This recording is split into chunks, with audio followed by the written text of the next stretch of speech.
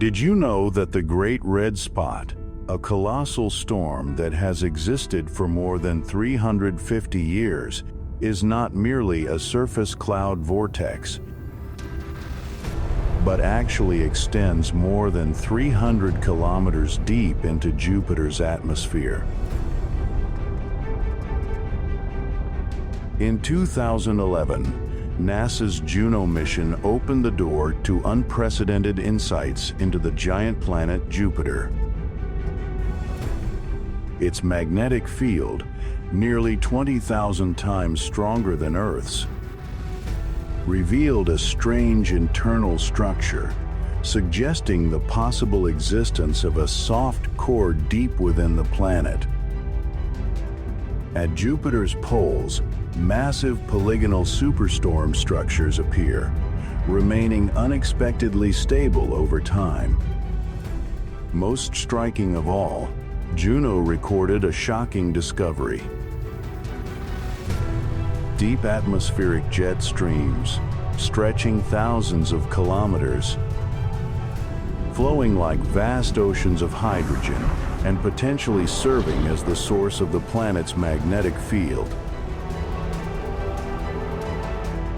Now, let us move closer to the mysteries and extreme phenomena that Juno was the first to reveal.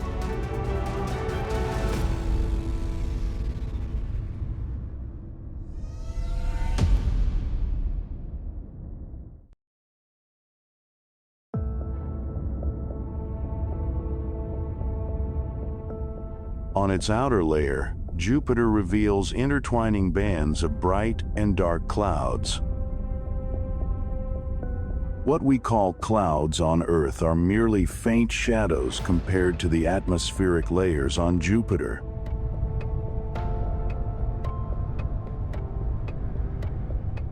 The atmosphere of this giant planet is composed of roughly 90% hydrogen and about 10% helium, a composition similar to a star that lacks the mass to ignite. But don't let that simplicity fool you. Just a few dozen kilometers down, everything changes.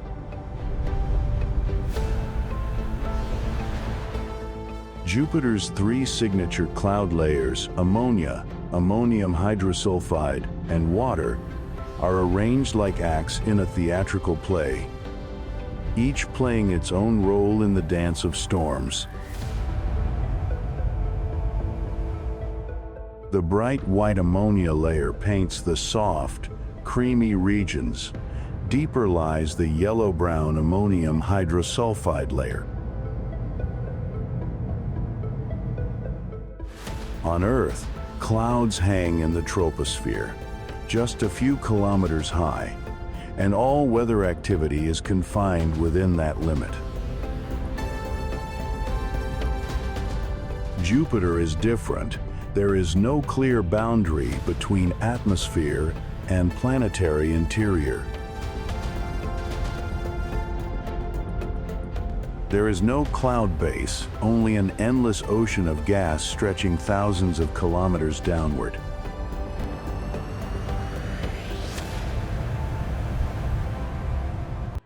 Juno arrived and revealed a secret no one expected. Storms on Jupiter can reach depths of 300 to 500 kilometers, 20 to 30 times deeper than the entire troposphere of Earth.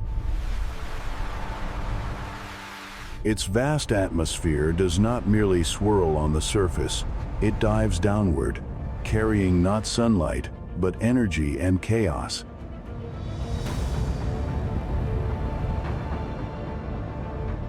On Jupiter, wind speeds can exceed 620 kilometers, nearly twice the strongest storms ever recorded on Earth. Thanks to Jupiter's massive size and rapid rotation, these airflows get stretched and stabilized into jet streams stretching tens of thousands of kilometers.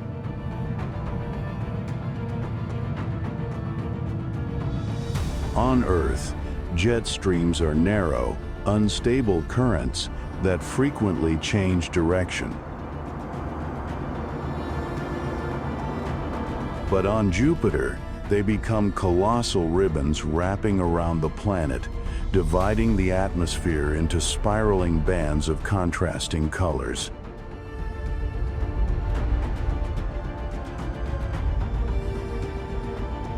Jupiter hosts storms wider than Earth itself, like the Great Red Spot, with a diameter of over 16,000 kilometers.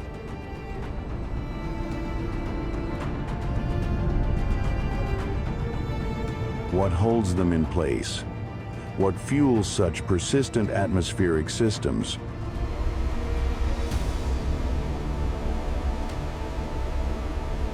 Juno sent back data that forced scientists to reconsider the true depth of these storms, 300 to 500 kilometers, deep enough to tap into layers rich in heat and kinetic energy.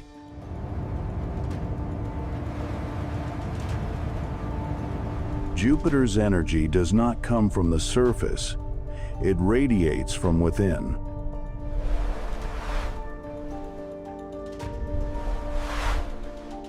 This planet emits more heat than it receives from the sun, a remnant of gravitational contraction lasting billions of years.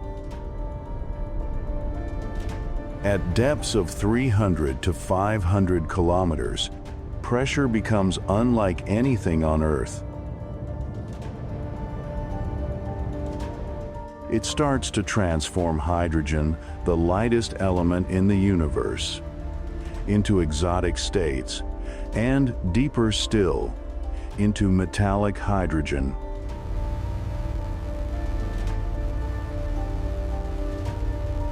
This matters because it shows that Jupiter's atmosphere is not merely a place where weather happens. It is where extreme physical processes forge matter in states beyond human comprehension.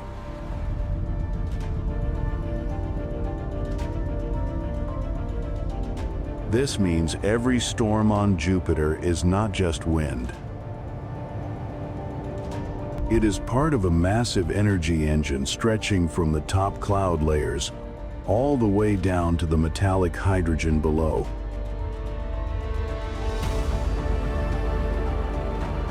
Jupiter has no such boundaries.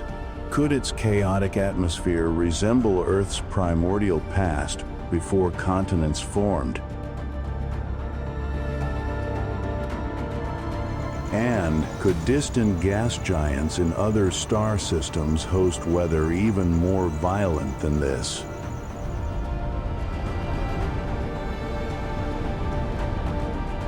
Juno uncovered another secret, one no spacecraft had ever seen clearly before: Jupiter's two poles.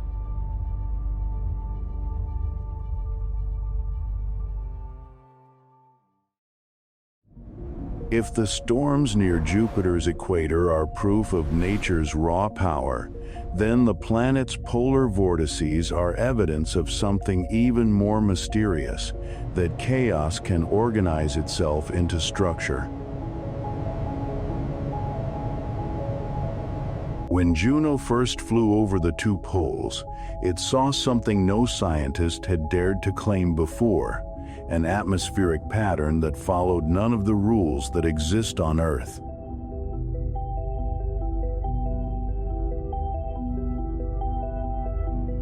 Massive storms stood motionless in stable formations that lasted for years.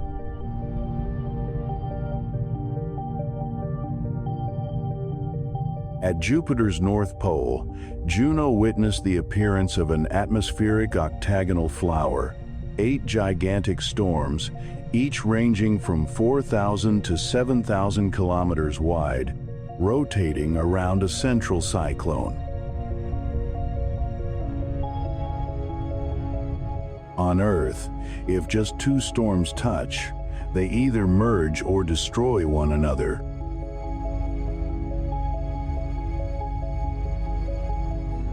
But on Jupiter, continent-sized storms stand side by side, edge to edge, without ever becoming one. At the South Pole, things are even stranger. Instead of 8 storms, Juno found 6 also arranged in a circular pattern around the polar center, and just as astonishingly stable. There is no symmetry between the 2 poles, but both share one defining feature: extraordinary stability.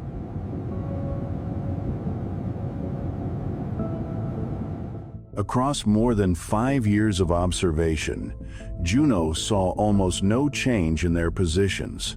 They did not fade away, get swallowed, or collapse.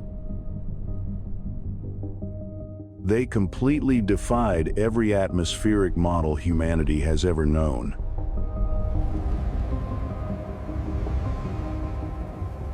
Jupiter completes a rotation in just 9 hours and 55 minutes faster than any other planet in the solar system. This force not only shapes the direction of the winds, but creates invisible barriers that prevent storms from drifting away.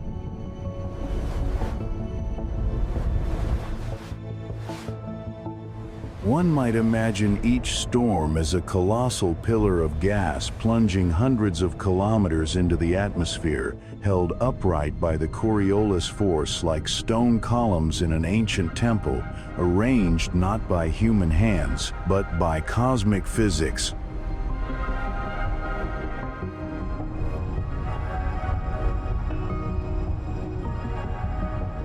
But Juno discovered that the polar vortices extend far deeper than the cloud layers, and this depth is the key to their stability. Each storm is a 3-dimensional system, like a massive pillar of gas with roots buried deep in the atmosphere, where temperature and pressure continuously shift. Juno also detected significant temperature differences between the cores and edges of the polar storms. These gradients create thermodynamic boundaries that help preserve their shapes.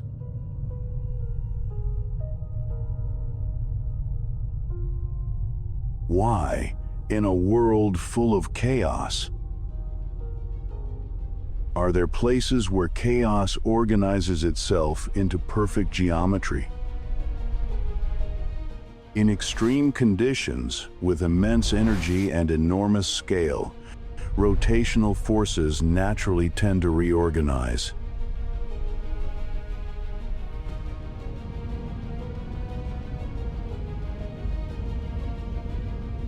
They do not break apart, but self-arrange. They do not fragment, but become form. This is not something we are used to seeing on Earth, where storms dissipate within days, because a solid surface interferes with airflow. Earth is a planet of short cycles.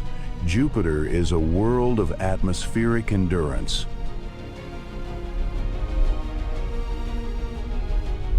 The difference between the octagon in the north and the hexagon-like pattern in the south proves that Jupiter is not a symmetrical system. When Juno came closer, it found that the polar vortices were not just meteorological phenomena. They were windows into how Jupiter distributes energy, how its air currents interact with deeper layers, and how the planet maintains stability within chaos.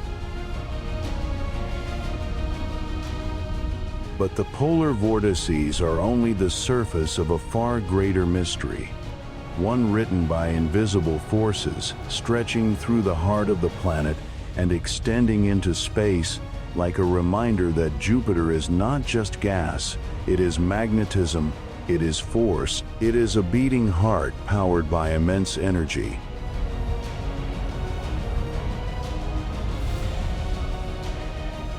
And to understand that, we must go deeper into the realm where invisible rivers of energy circulate around a core unlike any other in the solar system.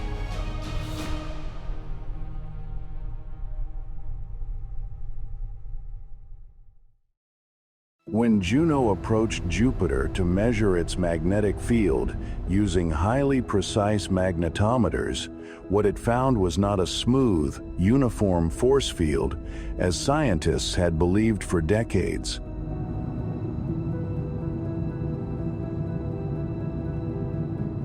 According to Juno's data, the magnetic field of Jupiter is about 20,000 times stronger than Earth's.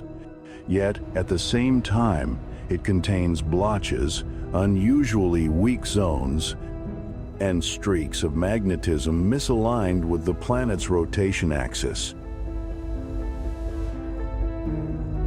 One of the strangest findings is the Great Blue Spot, a weak magnetic region located near the equator. Not a fixed point, but one that drifts over time. What shook the scientific community was not just its existence, but the fact that it seemed to move like a current, as if it were mirroring the flow of material deep beneath the atmosphere.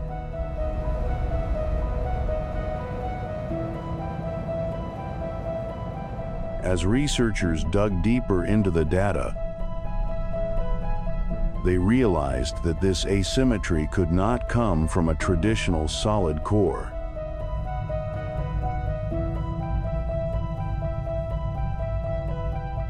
It had to originate from a region of constantly moving matter like a deep, bottomless ocean of metal.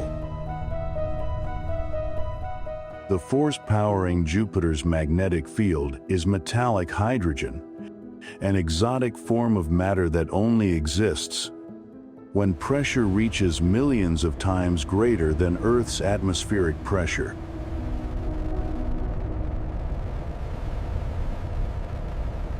At that depth, hydrogen is no longer a gas. It becomes a powerful conductor. The chaotic motion of that metallic hydrogen layer is what generates the magnetic field.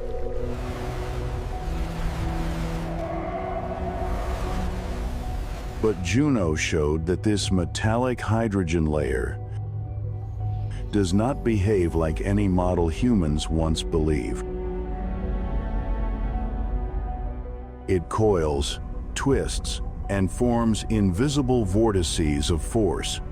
And it is these vortices that stretch, distort, and warp the magnetic field. This led to a bold hypothesis. Jupiter's core may have been destroyed. Supercomputer simulations suggest that around 4.5 billion years ago, when the solar system was still in chaos,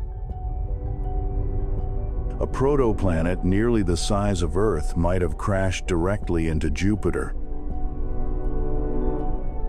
That impact not only failed to destroy Jupiter, but shattered its solid core, causing the primordial core to mix into the layers above. Juno discovered that Jupiter's magnetic field is not only strong, it changes over time.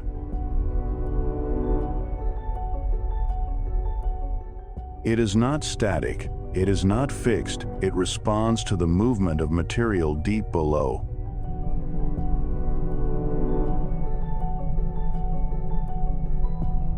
All of this forms a massive system, one that no supercomputer today can fully simulate.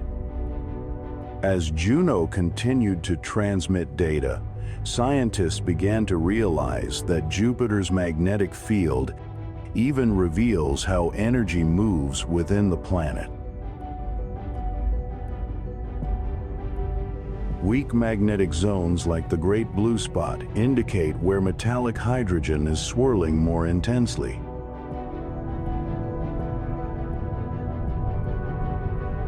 stronger magnetic zones reflect regions where matter is more densely compressed.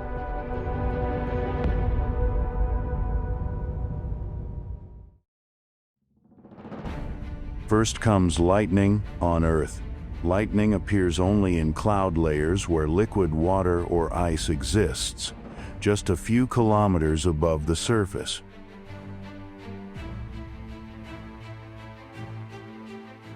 But Jupiter operates under different rules. Juno discovered that lightning on Jupiter is not only many times stronger than Earth's, but also forms at much greater depths than previous theories suggested, within water cloud layers hidden beneath ammonia. This means that liquid water exists deeper than expected, creating regions of intense electrical charge, powerful enough to unleash enormous bolts of lightning that pierce through tens of kilometers of hydrogen gas. NASA observed that some of these electrical pulses are so strong they can be seen from orbit in the darkness of the planet, like bright slashes cutting through the cosmic night. But lightning is only the beginning of the story. What is even more shocking is the appearance of mushballs, strange stones formed from a mixture of water and ammonia. When Juno observed the region near the equator, where ammonia was mysteriously depleted in the upper layers, NASA asked, "Where is the ammonia going?" The answer came from a new aerodynamic model. Inside deep storms, water and ammonia meet and crystallize into dense stones with significant mass.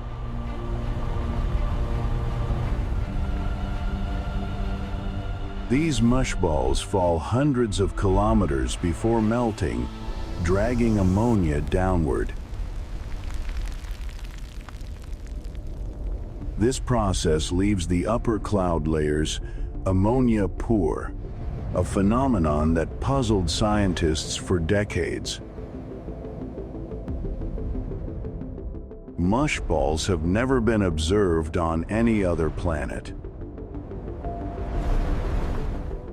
They represent an entirely new kind of weather, a physical process that doesn't exist on Earth, where matter becomes a bridge between atmospheric layers.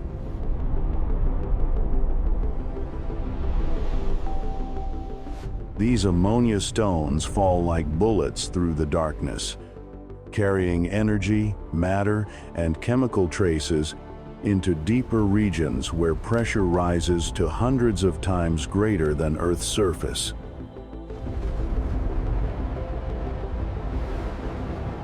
In the past, humans believed that convection on Jupiter occurred only in the upper cloud layers, where temperature and pressure were still bearable. But Juno, through measurements of the gravitational field and fluctuations in the magnetic field, proved that Jupiter has material flows stretching thousands of kilometers deep, transporting energy through complex spiral pathways.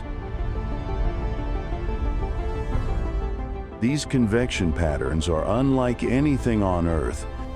They have no clear starting point, no ending point, and operate like rivers of matter swirling through darkness where light never reaches. These flows have the ability to control how energy is distributed in Jupiter, explaining why the planet emits more heat than it receives from the Sunday.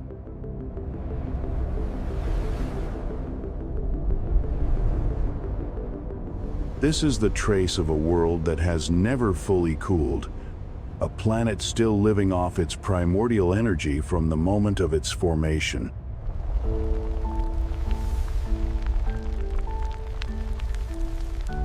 The deep flows nearly destroy traditional atmospheric models because Jupiter's atmosphere is not a static layer. It is an open system, tightly connected to the deep material beneath.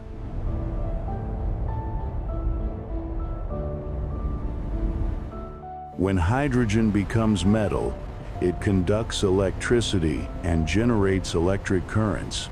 These currents create magnetic fields.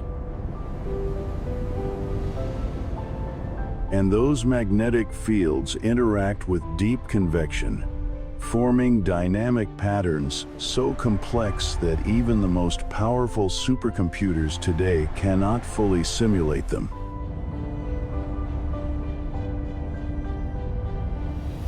When metallic hydrogen moves in such conditions, it becomes a self-sustaining system.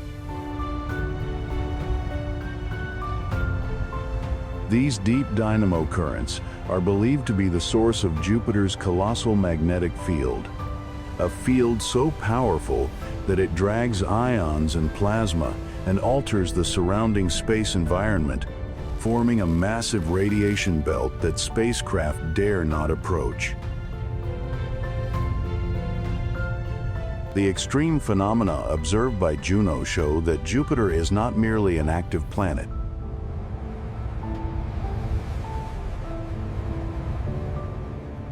It is a planet that has never stopped, a world still evolving, still reshaping its atmosphere, still restructuring its inner energy.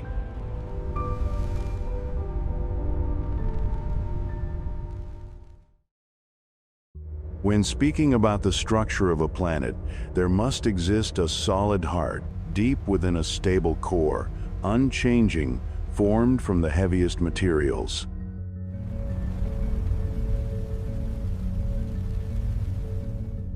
That holds true for Earth, for Venus, for Saturn, and it seemed as if it must also be true for Jupiter. But then Juno arrived, and the data it sent back did more than surprise us. They shattered the entire framework of old theories, forcing scientists to reopen a question that seemed settled for decades. Does Jupiter truly have a core? If it does, what is that core made of?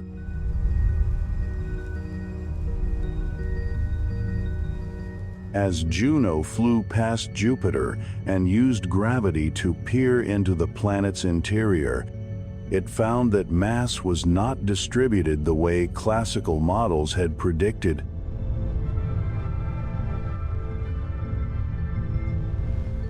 If Jupiter had a solid core, the gravitational field should have shown signs of a dense region strongly concentrated at the center.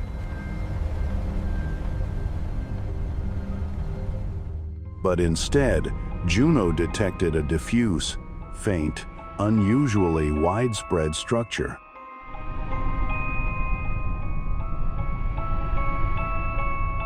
That led to a shocking conclusion.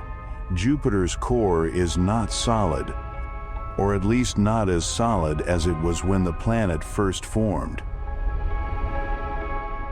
Measurements of moment of inertia, gravitational anomalies, and fluctuations caused by deep convection all suggested that Jupiter possesses a diffuse core where heavy materials like rock and metal have mixed into liquid metallic hydrogen.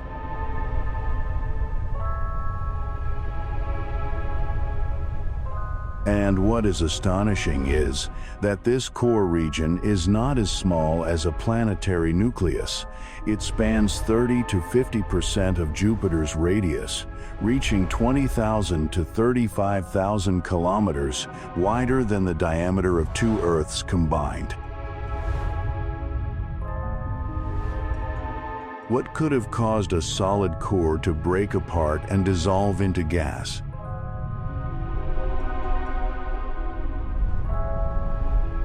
To find the answer, scientists had to look back in time to the birth of the solar system, when planets were still competing for matter, colliding, merging, and surviving in an environment far harsher than anything we see today.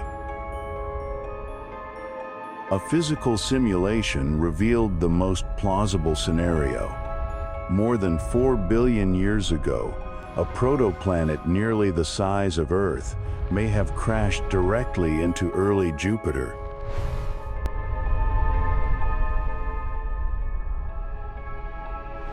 The impact didn't destroy Jupiter. It shattered its forming solid core, breaking it into countless fragments. Those fragments didn't sink to the bottom. They were pulled upward by deep convection currents. Metallic hydrogen, capable of dissolving heavy elements under extreme pressure, began to engulf the core fragments, pulling them outward and mixing them into an enormous region.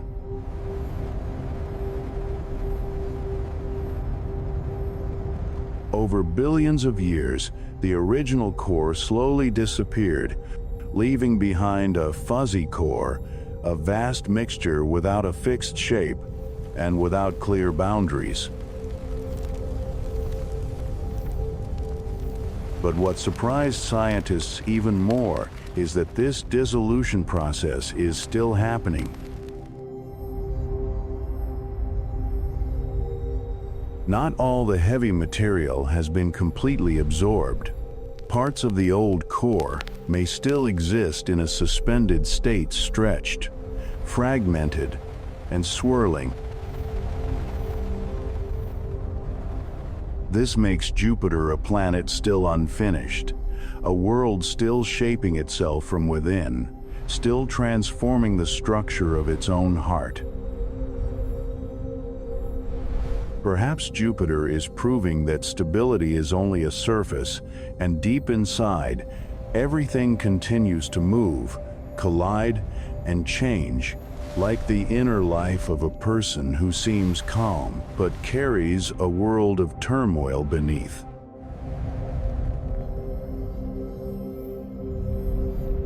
Jupiter is unique in one way. It not only has a shattered core, but it also possesses a physical mechanism capable of keeping that core unstable for billions of years, the immense pressure that turns hydrogen into metal. Metallic hydrogen is the key.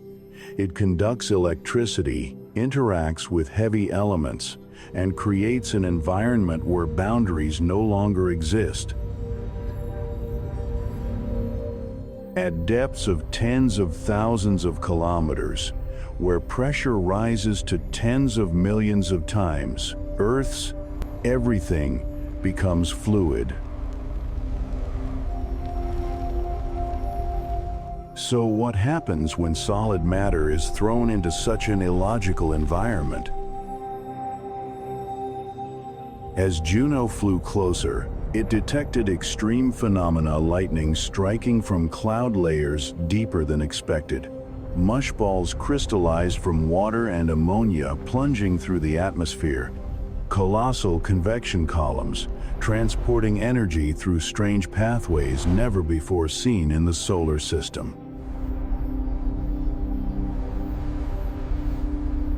Each of these phenomena is a trace of the ongoing battle between energy, pressure, and matter within Jupiter.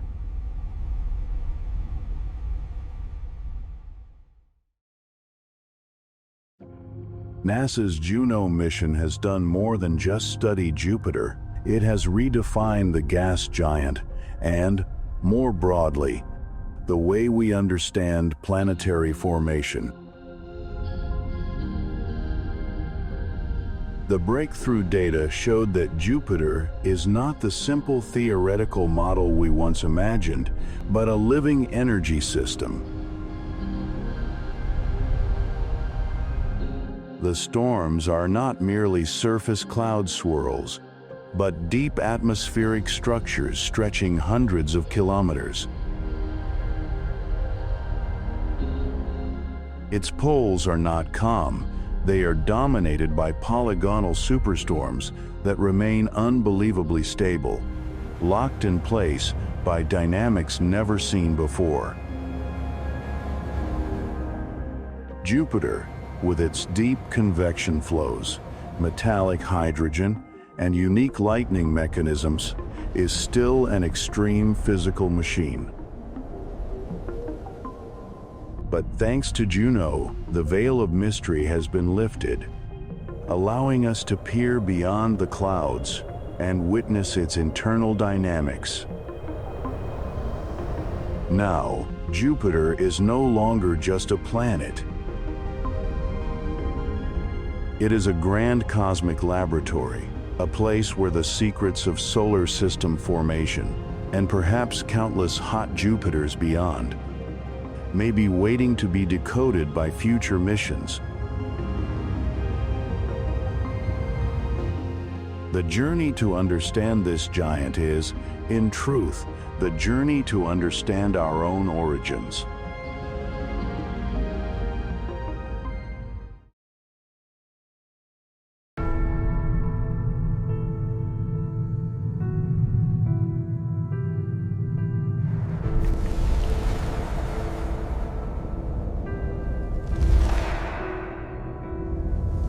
Imagine standing in a place of total darkness, where raging storm winds roar before you, and the cold is so extreme it could kill all life within seconds. That is the world of distant ice planets like Uranus and Neptune, silent giants drifting at the very edge of the solar system. But the danger of the universe does not exist only on those massive planets. Deeper in the darkness, comets drift like frozen bombs, where a single orbital shift, a single collision with Earth, could be enough to erase an entire civilization. And then there is Pluto, a small, frozen dwarf planet that hides profound secrets about life.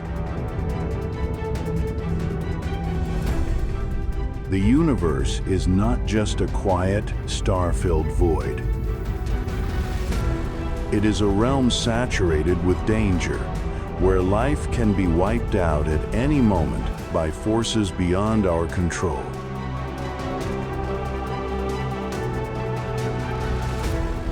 Let us step together into a journey of discovery,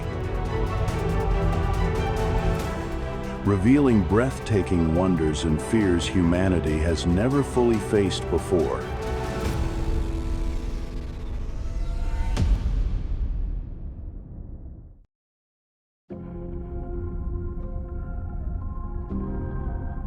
Ice giants form a truly distinct class of planets governed by physics, chemistry, and formation histories that differ radically from anything human intuition was once accustomed to.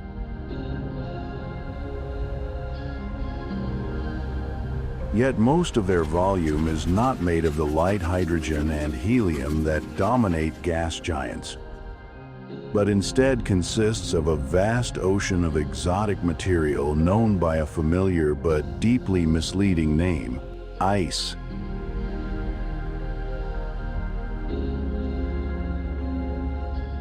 In this context, ice is a compressed mixture of water, ammonia, and methane, squeezed under pressures of millions of bars and heated to temperatures of thousands of degrees Celsius, where matter behaves partly like a liquid, partly like a solid, and in some cases, even conducts electricity.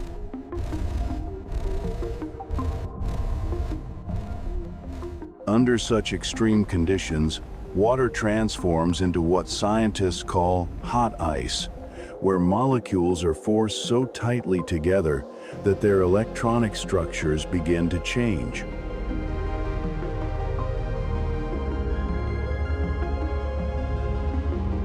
It is within this layer that models suggest the possibility of diamond rain, where carbon atoms split from methane, crystallize, and slowly fall toward deeper layers of the planet. The atmospheres of ice giants are just as unusual, significantly thinner than those of Jupiter and Saturn and accounting for only a small fraction of the planet's total mass.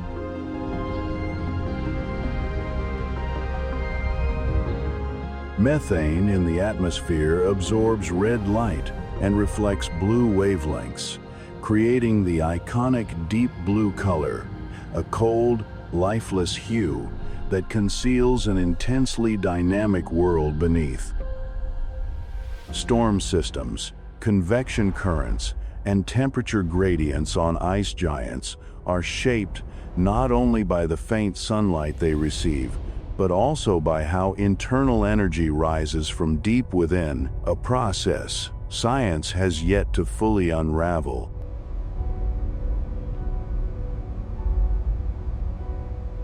Over the past 2 decades, exoplanet surveys have revealed a startling truth.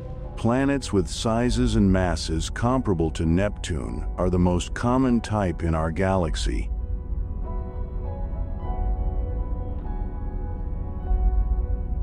As we look more closely, one planet among them challenges human intuition more than any other, an icy world that emits almost no internal heat and rotates on its side as if knocked from the universe's original order. That world is Uranus. At an average distance of about 19.2 AU from the Sun, Uranus drifts quietly in the deep darkness of the solar system. Sunlight reaching this world is reduced to less than 1% of what Earth receives.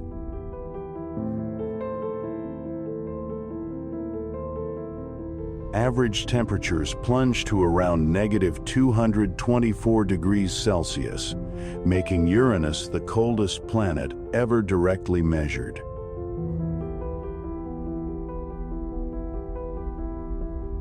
Uranus does not rotate like other planets. Its axis is tilted by about 98 degrees, lying almost on its side relative to its orbit. A single Uranian year lasts roughly 84 Earth years, and its seasons are extreme states that persist for decades. Under these conditions, sunlight no longer arrives from an equatorial path as it does on Earth, but instead shines directly onto the polar regions for long stretches of time. This creates unusual atmospheric structures, faint but immense cloud bands stretching thousands of kilometers and evolving at a slow, almost frozen pace. The energy it radiates is nearly equal to the energy it receives from the Sunday. Did Uranus lose its internal heat very early in its history? Or is that energy trapped deep inside its interior, unable to rise through the atmospheric layers? One leading hypothesis suggests that Uranus experienced a catastrophic ancient collision. An object with a mass comparable to Earth, or even larger, may have struck Uranus during the early stages of the solar system. Such an impact would not only have tipped the planet onto its side, but may also have disrupted its internal convection, creating stable layers of material that prevent heat from escaping the core. In 1986, the Voyager 2 spacecraft swept past Uranus, sending back the first and only close-range images of the planet. What Voyager 2 revealed were faint, dark rings, icy moons with fractured surfaces, and a bizarre magnetic field that is strongly tilted and offset from the planet's center. If Earth represents the delicate balance that allows life to exist, then Uranus represents the opposite face of the universe, a place where order can be bent and history rewritten by a single, violent impact.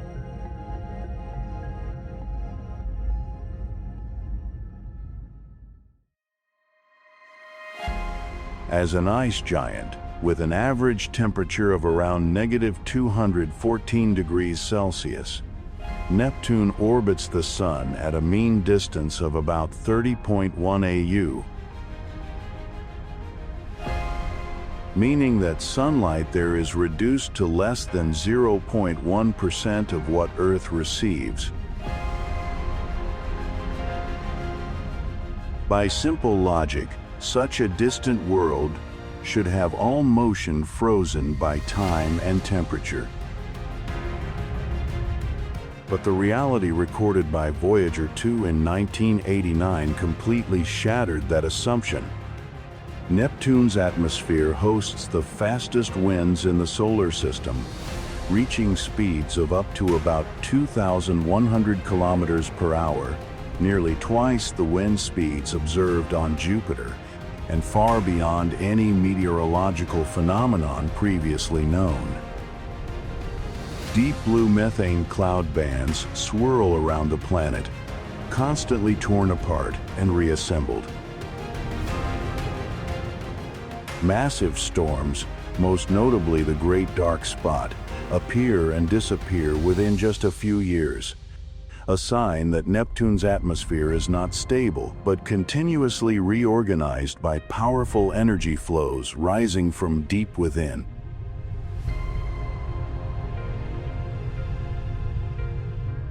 Neptune emits roughly 2.5 times more energy than it receives from the Sunday.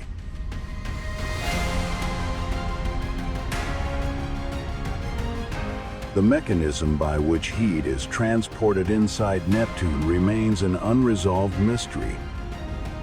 Observations from Earth and from space-based telescopes show that its atmosphere changes in cycles, but these variations do not fully align with the decades-long seasons driven by its orbit.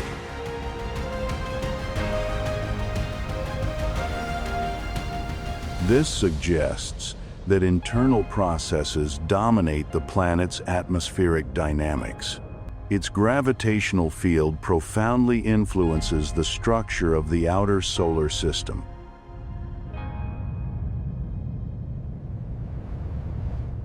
The orbits of many icy bodies, especially within the Kuiper belt, bear clear signatures of Neptune's gravitational control. Orbital resonances, gravitational scattering, and highly eccentric paths all tell the same story. Neptune did not remain fixed in its current position from the beginning. Neptune shows that the universe's vitality does not depend on temperature, but on how energy is stored and released. And when Neptune migrated in the past, it did not change only itself, but dragged countless smaller icy worlds into new orbits along with it.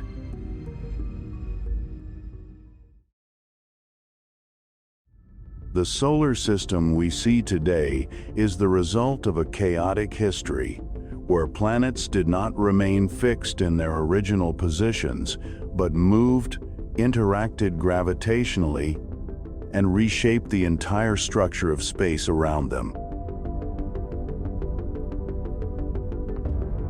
As the ice giants migrated, their gravitational fields violently disrupted the orbits of billions of icy bodies. Many objects were pushed onto highly eccentric orbits. Some were ejected from the solar system, while others were thrown inward, triggering periods of intense bombardment on the rocky planets. The traces of these events are still preserved on the surfaces of the Moon and Mars in the form of ancient impact craters. Orbital resonances in the Kuiper belt, such as Pluto's 3:2 resonance with Neptune, are clear evidence that Neptune swept through this region and left behind long-lasting gravitational signatures.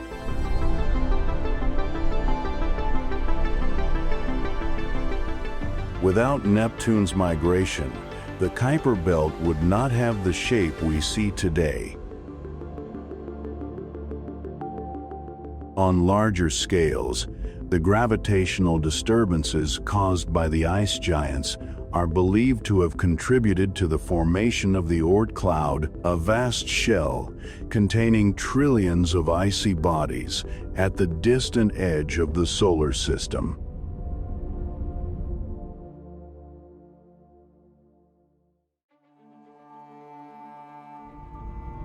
Not an empty frontier, but the graveyard of the protoplanetary disk, a place where material that never had the chance to become planets was left behind, preserved almost intact.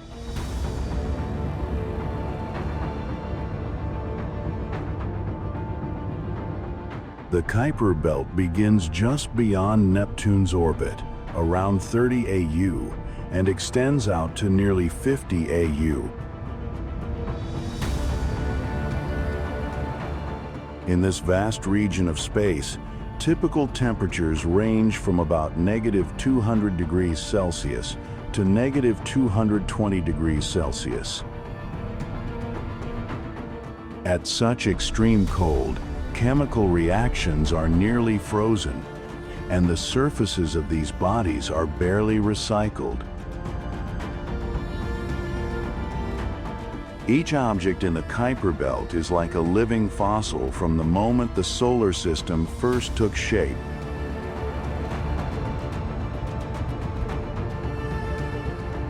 What observations revealed instead is a rich and diverse dynamical ecosystem, made up of groups of objects with different orbits, inclinations, and eccentricities.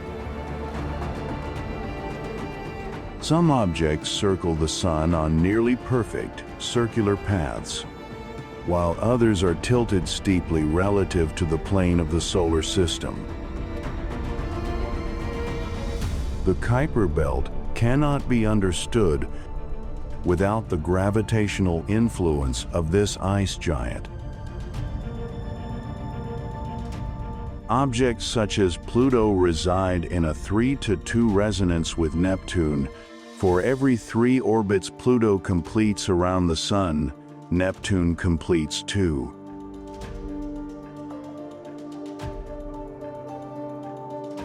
Such stable configurations cannot form by chance. They are direct fingerprints of planetary migration. Beyond resonant objects, the Kuiper belt also contains a distinct population known as scattered disk objects, bodies with highly elongated and eccentric orbits that were strongly scattered by Neptune's gravity in the distant past.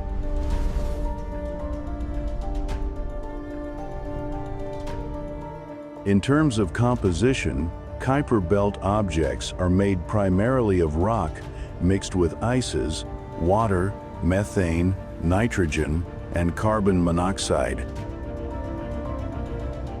Notably, many Kuiper belt objects display dark red or brownish hues, a signature of complex organic compounds cooked by cosmic radiation over billions of years.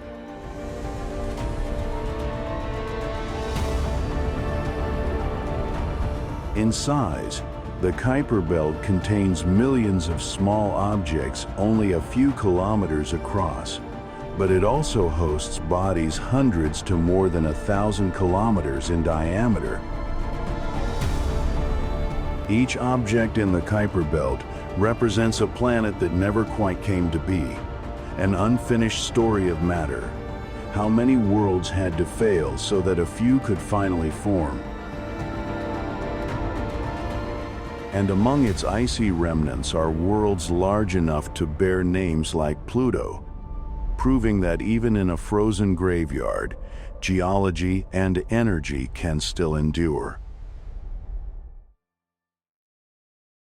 When New Horizons flew past Pluto in 2015, Pluto revealed itself as a world with active geology. The first images returned by New Horizons showed Sputnik Planitia, a vast nitrogen ice plain spanning millions of square kilometers and almost completely free of impact craters.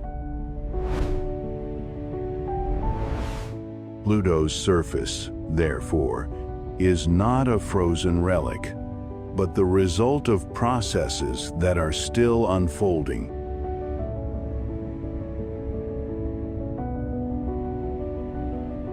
Sputnik Planitia is not only young, it is also dynamic.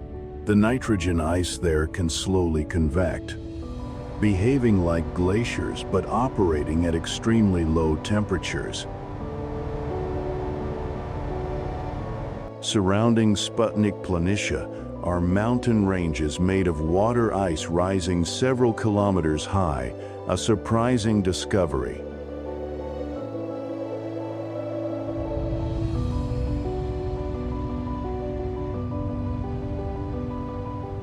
At Pluto's temperatures, water ice is as hard as granite on Earth, allowing it to support tall terrain. The existence of these mountains shows that Pluto's crust is strong enough to sustain complex structures, yet flexible enough to be reshaped by internal processes.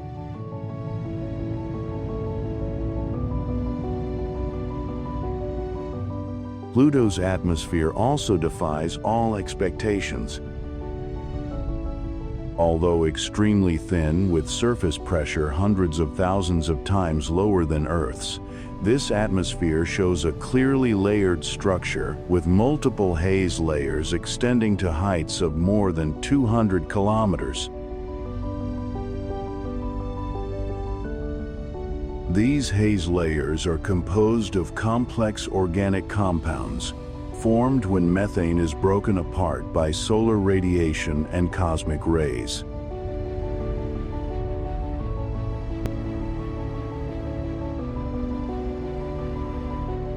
This shows that Pluto is continuously generating new chemistry, even under harsh conditions.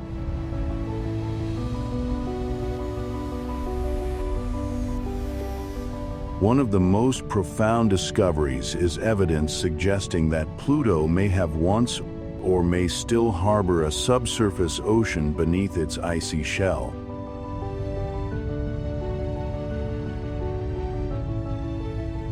Gravity data and the shape of Sputnik Planitia suggest that this region may rest atop a softer layer, consistent with the scenario of a water ammonia ocean existing deep below. Pluto demonstrates that geology does not require strong sunlight, and activity does not require large size.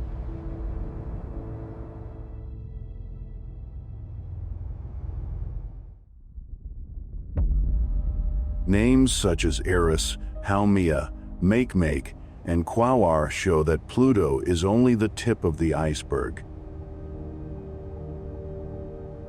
Many of these objects are massive enough to reach hydrostatic equilibrium, meaning they have undergone or may still be undergoing internal differentiation into a rocky core, an icy layer, and a rigid outer shell.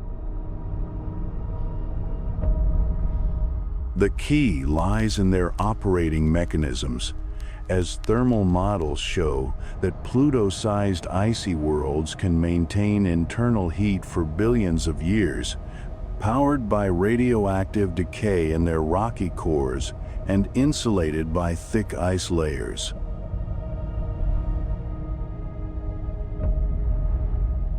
Under certain conditions, ammonia dissolved in water can lower the freezing point, allowing liquid water to exist deep beneath the surface, even at distances close to 40 AU.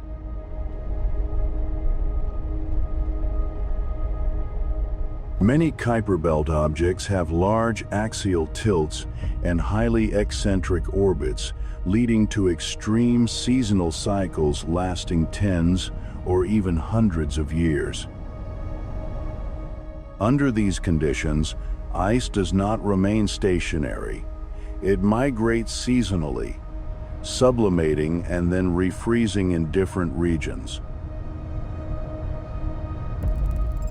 If life does not necessarily need to cling to warm surfaces, but can exist within subsurface oceans protected by ice, then Pluto-like worlds open an entirely new search space. It is not light or size, but internal energy and long-term stability that become the deciding factors.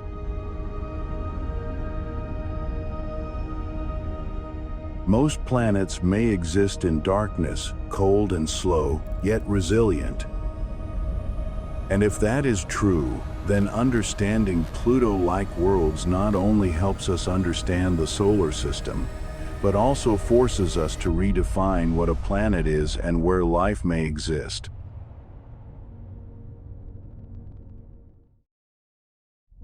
If the ice giants are the gravitational architects, and Pluto is an icy world with living geology, then comets are the time capsules of the solar system. By nature, comets are porous mixtures of ice and dust, composed of water, ice, carbon dioxide, carbon monoxide, ammonia, silicate dust, and complex organic compounds. The ice-to-dust ratio can vary, but what they share is a low density, indicating that they formed in cold, quiet environments where material was neither heavily heated nor strongly recycled, allowing them to preserve the solar system's primordial chemistry better than any planet.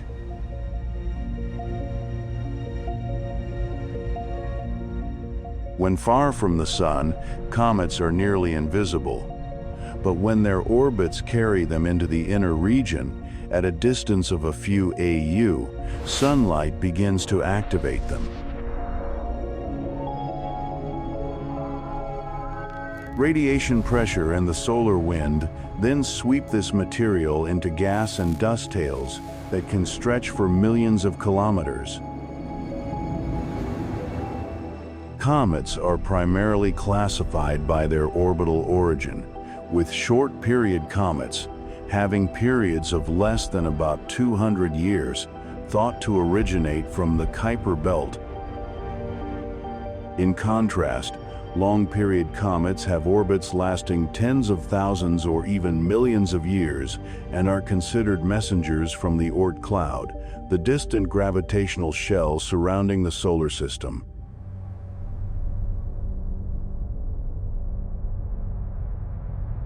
In 2005, the Deep Impact mission struck Comet Tempel 1 with an impactor, revealing an interior made of porous material rich in ice and fine dust. From 2014 to 2016, the Rosetta mission accompanied Comet 67P Churyumov-Gerasimenko, tracking a comet in detail for the first time as it approached the Sunday. The results were striking. The detection of many complex organic molecules, including glycine, a simple amino acid, and phosphorus, an element essential for biology.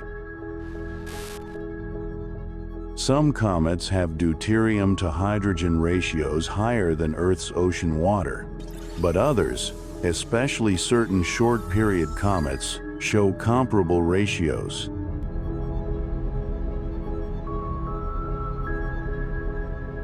Comets are also agents of transformation when redirected into the inner regions, where they can become high-energy impact events that both destroy and reshape planetary environments.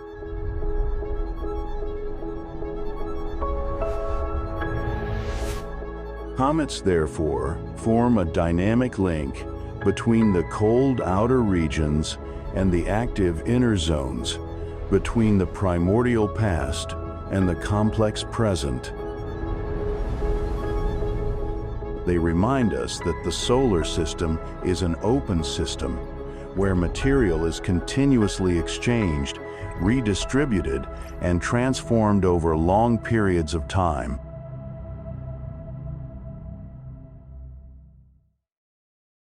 No chapter in the history of the solar system carries more paradox than the history of impacts.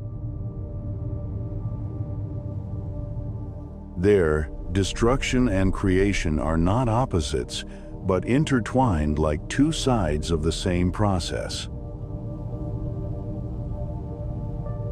Billions of fragments, ranging from rock to ice, moved through a gravitational network that had yet to be fully formed.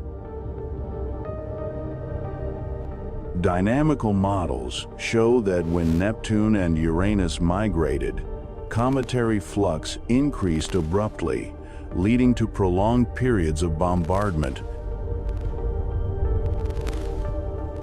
One of the most widely discussed scenarios is the Late Heavy Bombardment, around 3.9 billion years ago, when the Moon and the rocky planets experienced an unusually high number of impacts.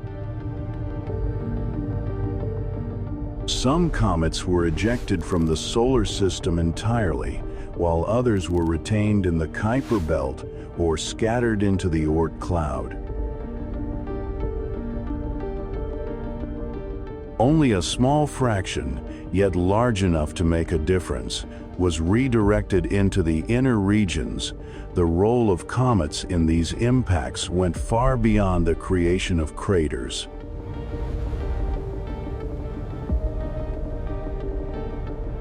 They carried water, carbon, and organic compounds, materials that early rocky planets lacked. A single massive impact could erase a young biosphere, but many smaller impacts, spread over time, could deliver water and carbon without destroying the entire planet. By regulating the frequency and intensity of cometary influx, the ice giants may have inadvertently created a statistical safe zone for Earth where life had a chance to emerge and persist. Mars also shows traces of intense bombardment phases, while the Moon preserves an almost pristine impact record, acting like a geological recorder for the entire system. When these worlds are compared, a common pattern emerges. Impacts are not accidents, but inevitable consequences of the gravitational architecture shaped by giant planets.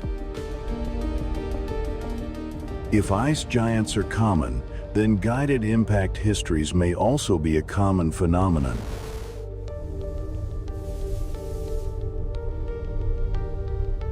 Life, if it arises elsewhere, may also be an indirect product of distant icy worlds. Viewed in isolation, ice giants and comets appear cold and remote, but when placed within the history of impacts, they become foundational agents of planetary evolution.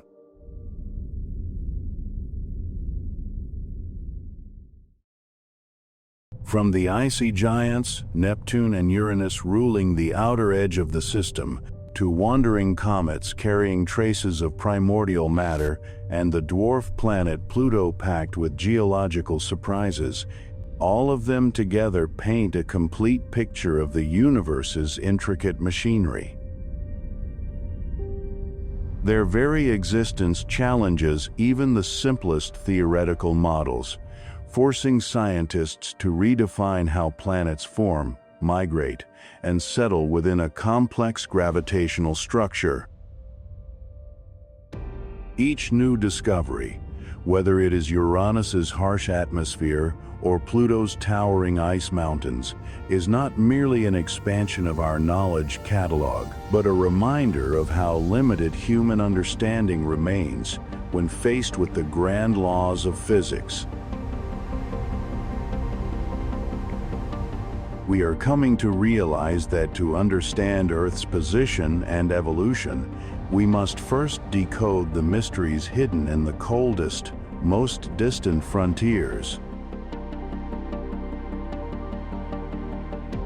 Those frozen comets may well have been the vessels that delivered water and organic compounds to the young Earth, igniting the origins of the life we know today.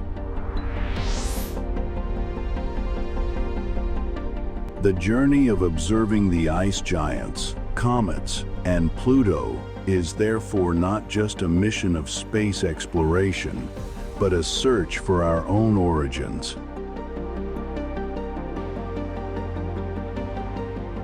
Standing before the vastness and stillness of these distant worlds, we are not simply looking at remote celestial bodies.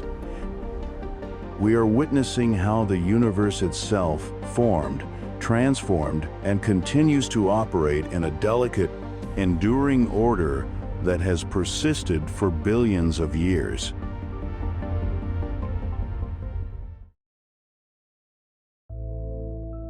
We once thought we understood Pluto, but then came a moment when the truth began to contradict everything we believed we knew. NASA's New Horizons spacecraft flew past Pluto on July 14, 2015. In just a few short hours, the first incoming data challenged every existing model. What would you trust more, the old numbers, or what is about to appear before your eyes? Pluto is not motionless. A world long assumed to be dead revealed ice mountains rising more than 3 kilometers high. A world as cold as -230 degrees Celsius, yet marked by vast icy ranges and a surface so young it cannot be explained under previous understanding. If thermal models cannot explain what is happening, then what else in our understanding is being fundamentally misjudged? Let us explore these mysteries together, because sometimes the greatest discovery is not finding a new world, but realizing that we were wrong about the old one.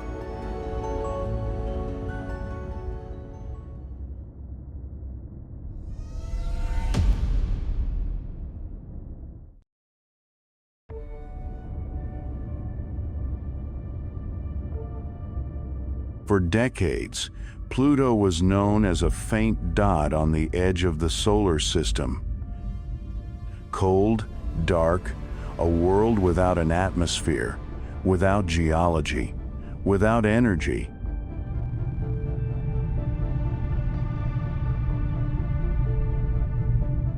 At an average distance of nearly 39 AU. With surface temperatures around -230 degrees Celsius and a mass just 0.2% that of Earth, how could anything there still be considered alive? Yet, science shattered those assumptions in just a few hours during New Horizons flyby. When the first data arrived, what emerged was not a silent ball of ice.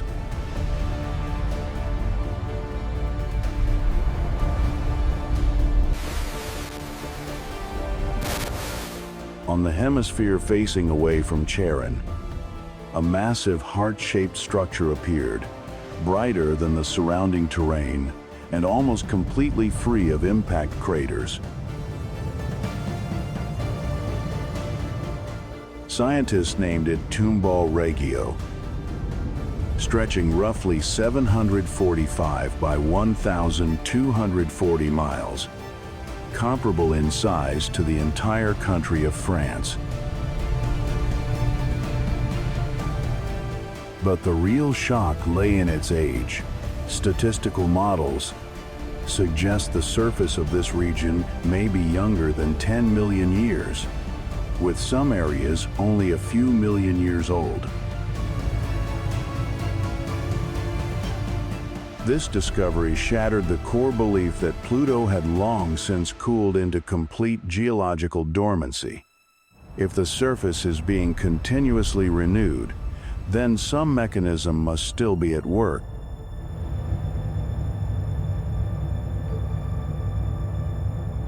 Not impacts, not wind or liquid water, but a form of internal activity, slow, cold, yet persistent.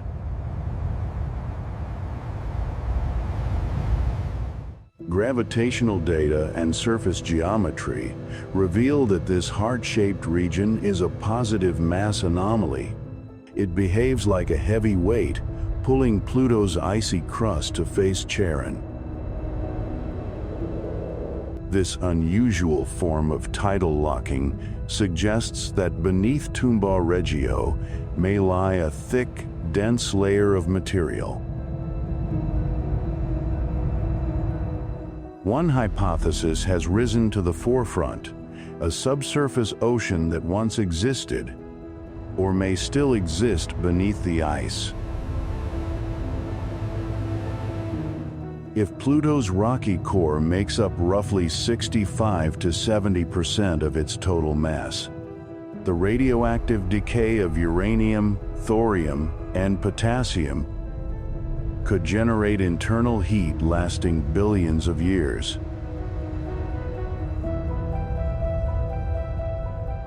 Compounds such as ammonia could further lower the freezing point of water to below -100 degrees Celsius. Tumba Regio thus stands as direct visual evidence that Pluto is not inert. It simply operates on a rhythm entirely different from Earth's. When we look into the heart of Pluto, we are forced to ask a fundamental question.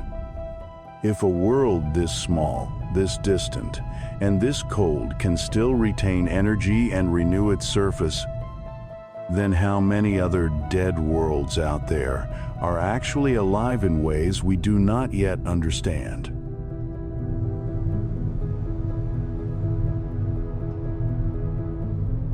And once that door opens, we begin to recognize the next mistake we've been making all along.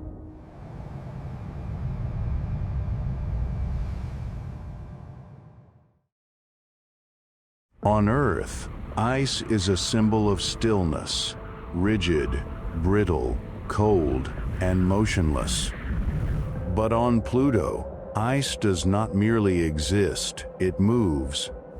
Pluto's average surface temperature hovers around -230 degrees Celsius.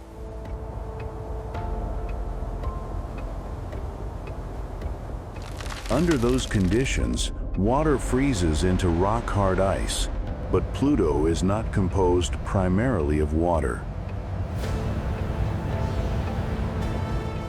Its surface is dominated by three volatile compounds: nitrogen, carbon monoxide, and methane.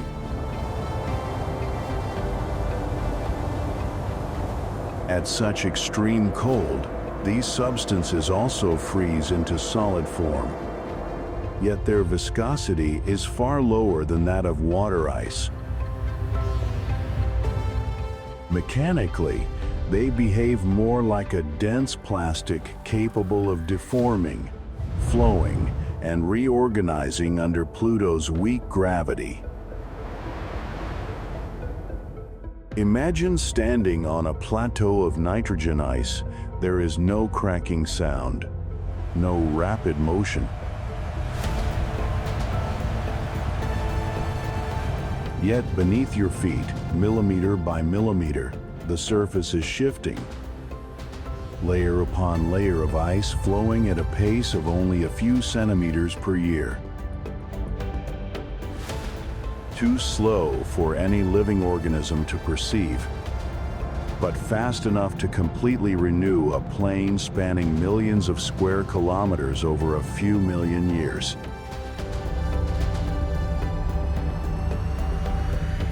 At the center of this motion lies Sputnik Planitia, a vast nitrogen ice plain embedded within Pluto's iconic heart. When high-resolution images from New Horizons were analyzed, scientists noticed a striking geometric pattern. Enormous polygons, each measuring roughly 12 to 18 miles across, covering the entire surface. These were not random fractures.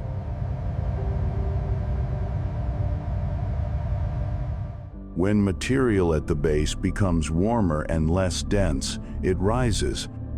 As it reaches higher levels, it cools, grows denser, and sinks. Thermal models show that a temperature difference of just a few Kelvin between the bottom and top of an ice layer several kilometers thick is enough to trigger convection.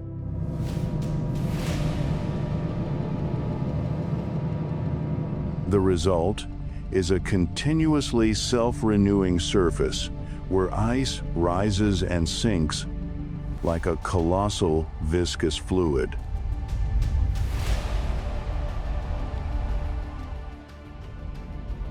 What makes this truly astonishing is that Pluto lacks strong tidal forces like those acting on Europa or Enceladus.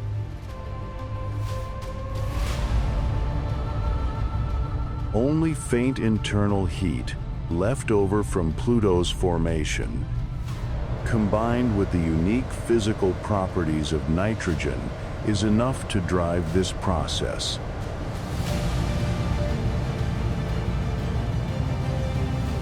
When we look at Sputnik Planitia, we are not simply seeing ice in motion. Each polygon is a convection cell, persisting for hundreds of thousands of years before being reshaped.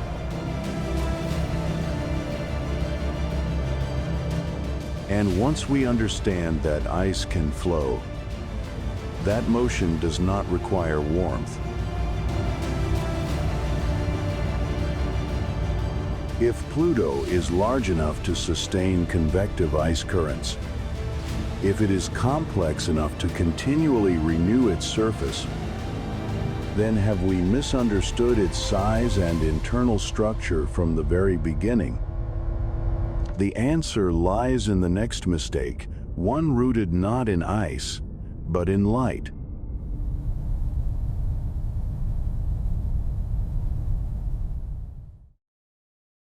In planetary science, size is often used to infer mass, density, and internal structure, and from there to decide whether a world is still alive or long since dead.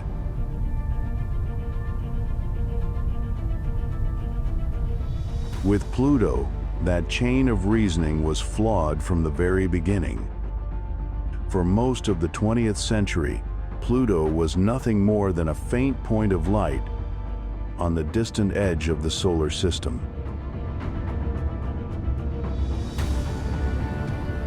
The turning point came in 2015, when New Horizons flew past Pluto at a distance of just over 12,500 kilometers. For the first time, humanity was no longer forced to guess from dim reflected light. We could measure directly.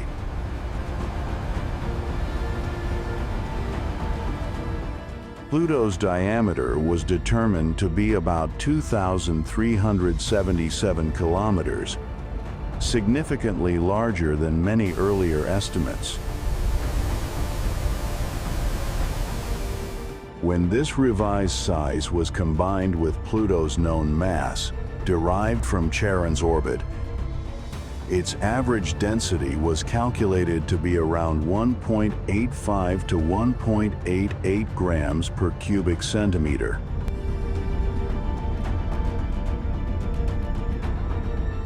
This implied a rocky core, making up roughly 65 to 70% of Pluto's mass, wrapped in an ice shell hundreds of kilometers thick.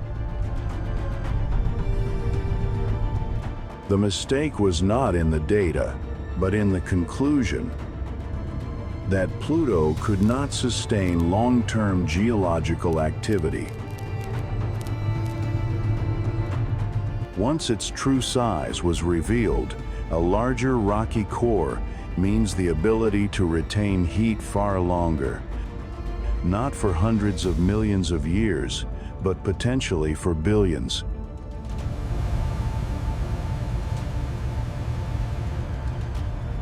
On that timescale, even the slowest processes can reshape a surface, reorganize ice layers, and sustain subtle internal mechanisms.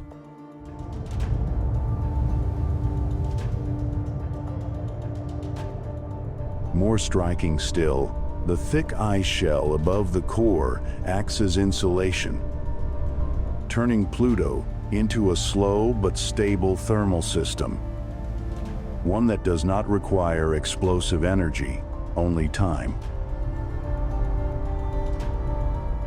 Here, a familiar human bias becomes clear. We tend to underestimate things that are small and distant. In our intuition, only large planets like Earth or Mars seem worthy of internal power.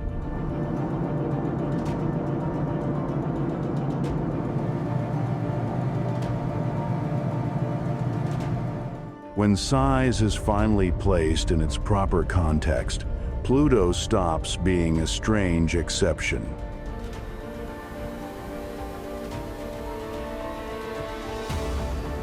It becomes a textbook example of a methodological error, judging internal activity based on impression rather than structure. And once Pluto's true structure comes into focus, a deeper question emerges. If its rocky core is large enough, if its internal heat is durable enough, then where has that energy gone?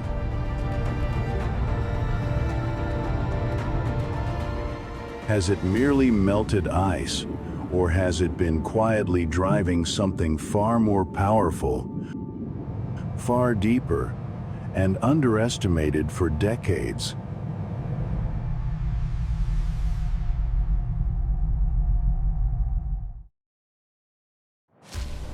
On Earth, internal heat is expressed through erupting volcanoes, glowing red lava, and violent earthquakes. But on Pluto, heat does not erupt violently. It accumulates and is released through pathways we once never considered geological.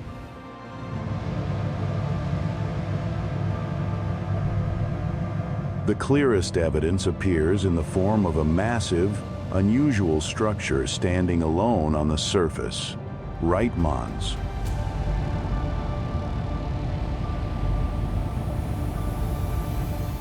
With a diameter of roughly 150 kilometers and a height of about 4 kilometers, Reitmans resembles no impact mountain ever seen in the solar system.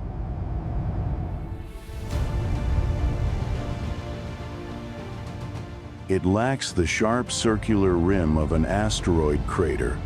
Instead, it has a large summit depression, gentle slopes, and signs that material once welled up from the interior.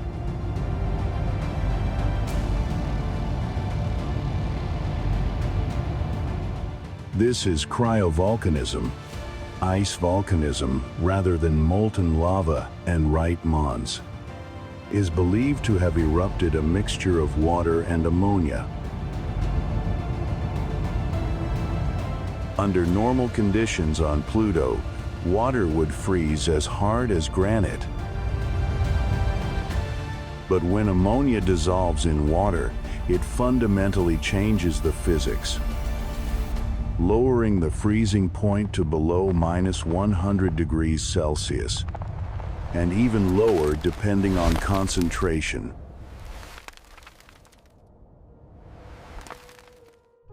This opens an extraordinarily important thermodynamic window. Liquid water could persist inside Pluto far longer than scientists once believed.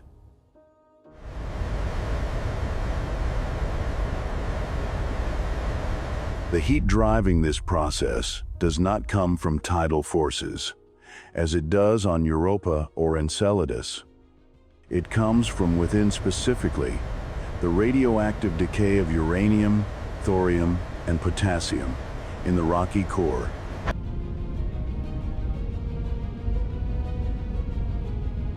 When combined with the thick ice shell above, this internal heat does not escape easily. It is trapped, stored, and gradually softens the internal structure.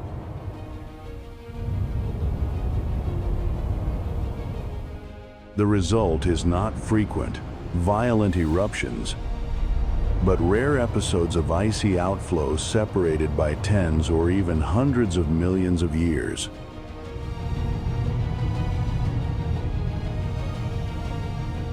It is here that the hypothesis of a subsurface ocean beneath Pluto's surface becomes serious.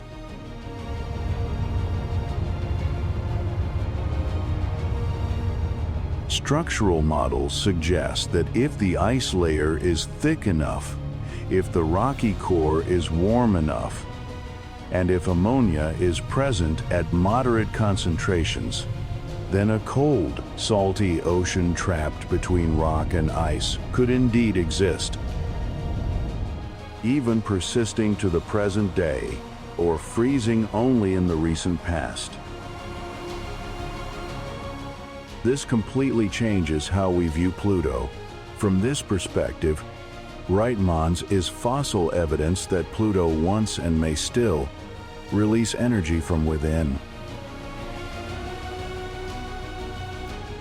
If internal energy is sufficient to drive ice to the surface and sustain complex structures below, then could it also be enough to accomplish what once seemed impossible, retaining an atmosphere?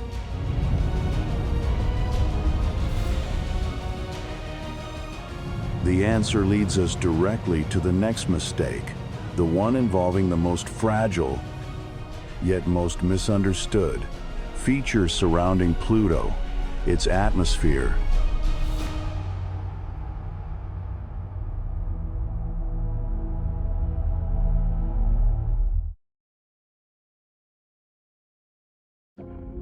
When New Horizons swept past Pluto in 2015, one of the most puzzling discoveries did not come from the surface, but from what surrounded it.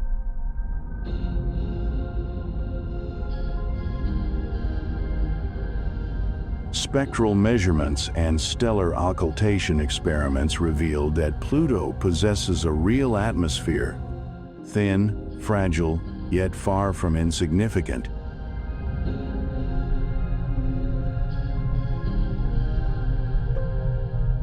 Surface pressure was measured at around 10 microbars.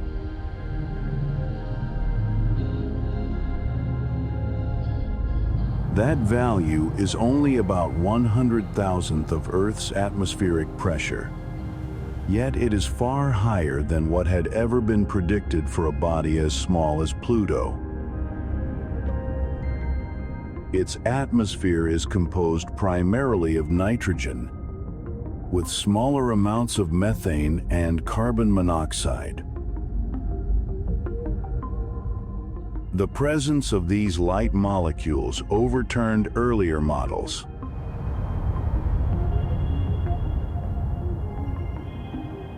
As Pluto moves closer to the Sun along its elongated 248-2-year orbit, nitrogen ice on the surface begins to sublimate, releasing gas into the surrounding space.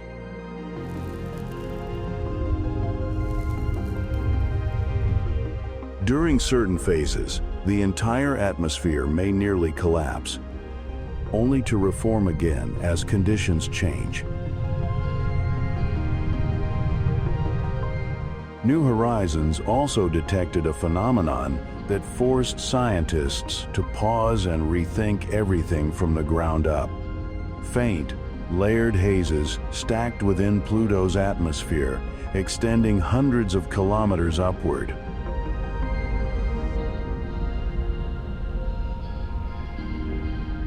They are not thick, not dark. but they are enough to demonstrate that atmospheric chemistry is still active.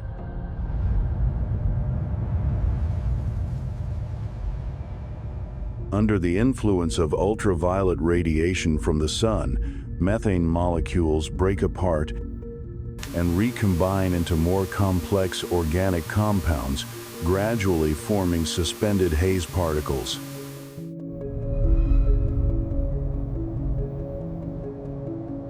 Pluto demonstrates that even a small world can sustain an atmosphere as long as physical processes are arranged in the right way. And it is precisely this fragility that makes Pluto extraordinary. Its atmosphere exists on a razor's edge between presence and disappearance, between freezing and sublimation. A slight change in solar energy can alter its entire state. This turns Pluto into a natural laboratory for extreme climates. Climate systems unlike anything found on the familiar planets of our solar system. But the story does not end there. Those thin haze layers are not merely passive byproducts of chemistry. They are interacting with energy in ways older models cannot explain. They absorb sunlight, emit heat, and may be regulating Pluto's climate through an entirely new mechanism.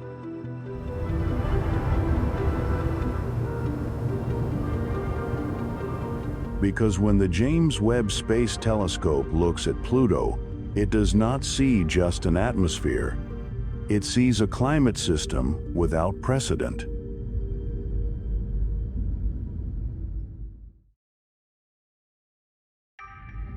With its ability to observe in the mid and far infrared, JWST looked directly into the region where older models failed, and the results were genuinely shocking. Instead of warming Pluto's atmosphere, its haze layers are actually cooling it. Haze particles absorb solar energy during the day, but rather than trapping heat, they radiate it away very efficiently in the infrared at night. This effect causes energy to be rapidly dispersed into space, making haze the primary thermostat of Pluto's entire atmosphere.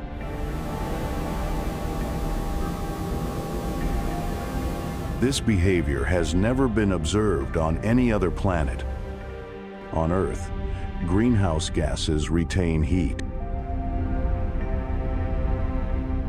On Venus, thick clouds lock energy in, producing a runaway greenhouse effect. On Titan, haze warms the upper atmosphere while cooling the surface. But on Pluto, haze reverses the role. It becomes a heat emitter, not an insulating blanket.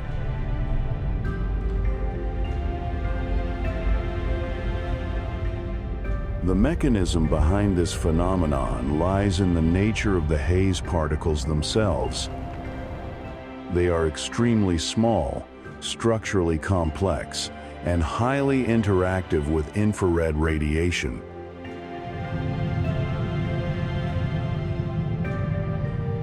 Pluto's climate is not governed by gases, but by particles, not by mass, but by microstructure.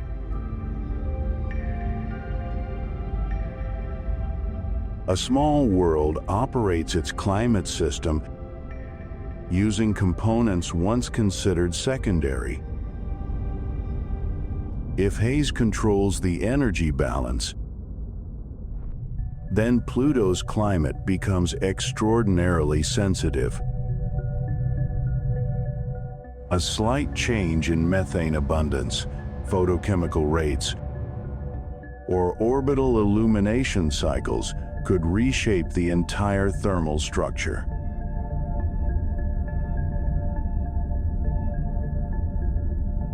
Pluto does not have a stable climate in the familiar sense. It has a flexible, oscillating climate, constantly adjusting.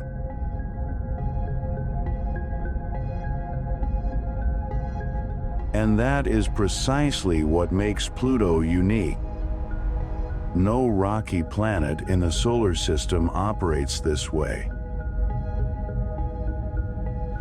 No known icy moon possesses a haze system that controls global temperature.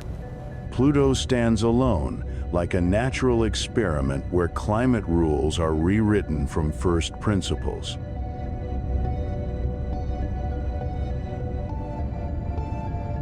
Pluto shows that when conditions are different enough, physics finds a different path.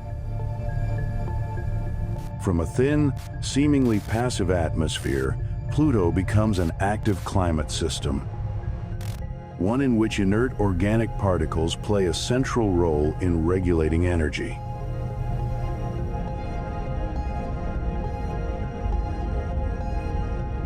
And if these haze particles are the products of organic reactions spanning billions of years, if Pluto's surface and atmosphere are continuously exchanging material, then is this world merely a climate laboratory? Or could it also be a laboratory for non-traditional forms of biology?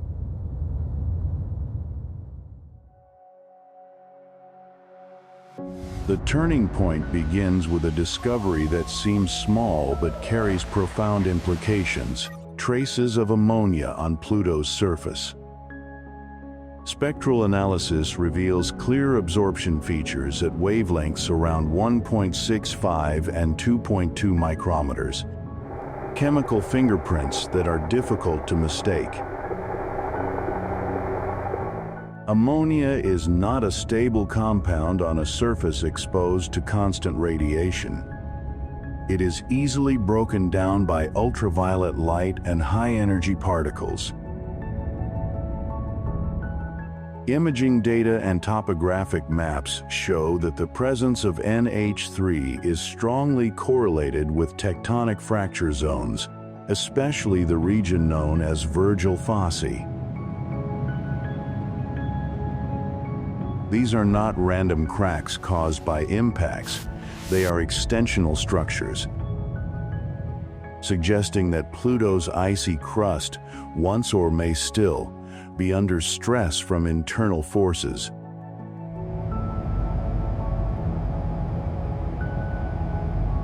This opens an entirely new way of thinking. If beneath Pluto's ice shell there once existed, or still exist, pockets of liquid water rich in ammonia, maintained by weak but persistent internal heat, then we are looking at a chemically stable environment unlike anything on Earth. No photosynthesis is required, no carbon cycle as we understand it. Only chemical energy, a liquid solvent, and time. Here, we enter the realm of non-traditional biology.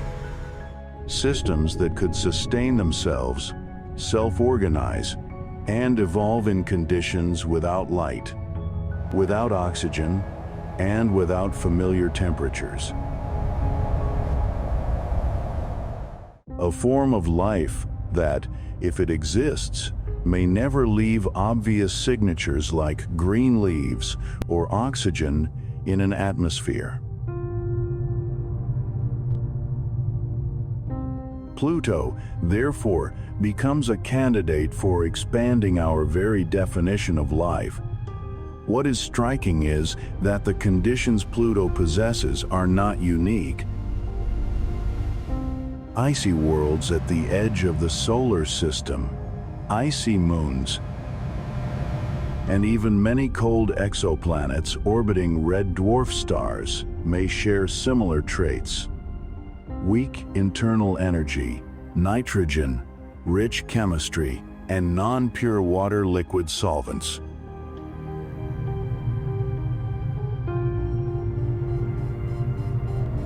If Pluto, a world once dismissed as completely dead, can support long-lasting complex chemistry, then excluding countless other worlds simply because they do not resemble Earth begins to look increasingly careless.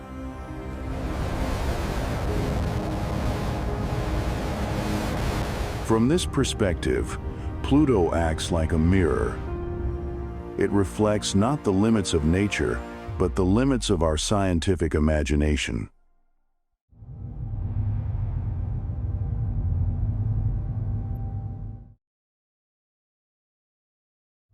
From the moment it was proposed, New Horizons was considered an insane mission. Launched in 2006, the spacecraft blasted out of the solar system at record speed, crossed Mars's orbit in just a few months, and relied on a single gravity assist from Jupiter to gain velocity.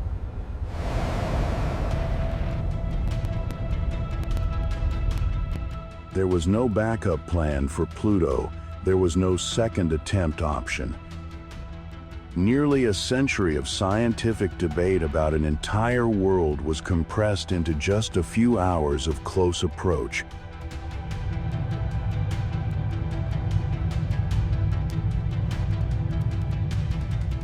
The mission's cost, about $720 million,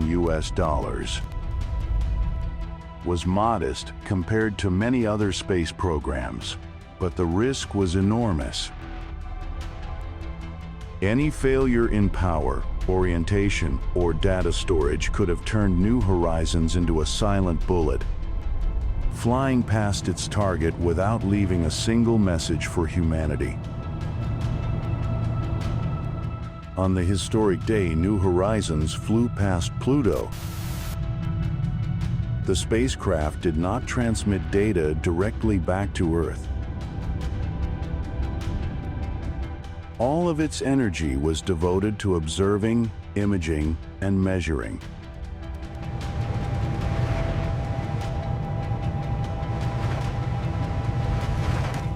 The data were stored on board, and only later, over many months, were they slowly transmitted back, packet by packet, at speeds that felt almost unacceptable in the internet age. Every image and every spectrum arrived with tension attached, because if the data were corrupted, there would be no backup copy. When the data finally began to arrive, the impact of the mission extended far beyond Pluto.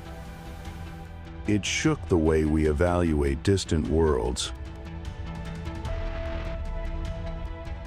In hindsight, New Horizons was not just a Pluto probe. It was a test of the scientific method itself.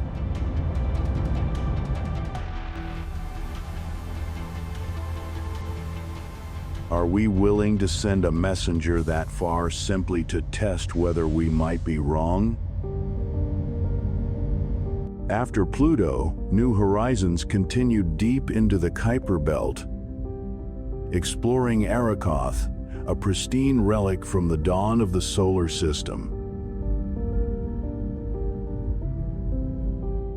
This reinforced a key message. The mission was not meant to close the story of Pluto, but to expand our understanding of how worlds form and evolve in extreme cold. Perhaps the greatest legacy of New Horizons lies not in numbers or images, but in a more subtle shift.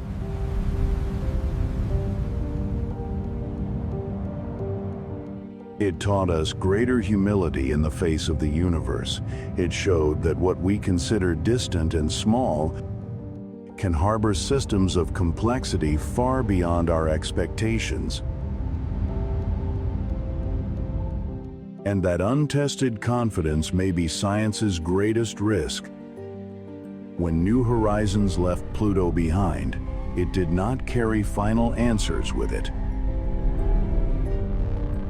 It carried proof that the original question itself was wrong. From that moment on, the entire story had to be retold, not to highlight failure, but to understand why we were bound to be wrong when observing from so far away.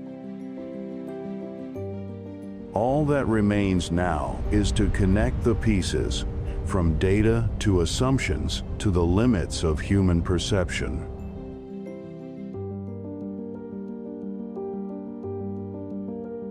And that is where the story closes in Part 11, Conclusion, where being wrong is no longer something to be ashamed of, but an inevitable part of the journey to understand the universe.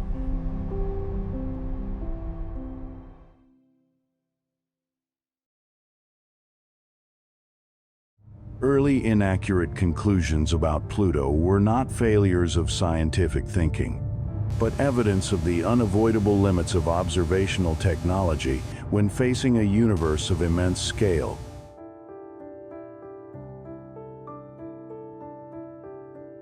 For decades, when Pluto existed only as a few faint pixels at the edge of the solar system, theoretical models unintentionally simplified the true nature of a world that was, in fact, dynamically active.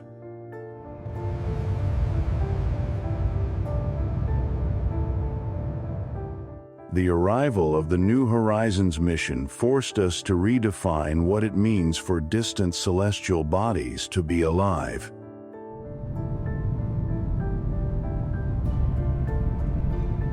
A dwarf planet, once considered a dead object, turned out to possess a changing atmosphere and remarkably youthful geological activity. This demonstrates that the universe is always richer than any scenario humans can imagine. In the end, Pluto is not only an exploration target, but also a lesson in humility. It reminds us that science is not a collection of immutable truths, but a continuous journey of correction in pursuit of truth. In infinite space, the greatest barrier to knowledge is not a lack of data, but the illusion that we already know enough, an illusion that lulls us into complacency and erodes curiosity, the only force capable of carrying humanity across billions of kilometers to touch the final frontier.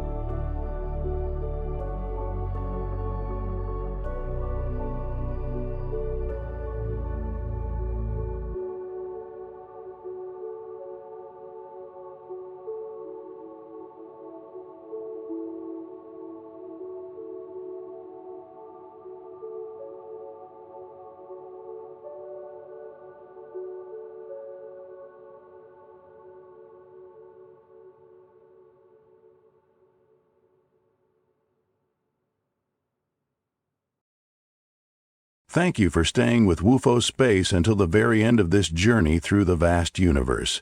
If you found this video interesting and insightful, don't forget to like, share, and subscribe to WUFO Space so you won't miss our next cosmic adventures.